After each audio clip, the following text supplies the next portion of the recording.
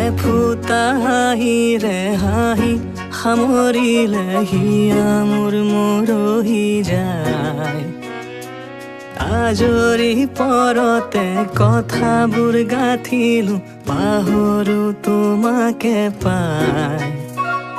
মৰম কি এনেকুৱাই, মৰম কি এনেকুৱাই, মৰম কি এনেকুৱাই, মৰম কি এনেকুৱাই।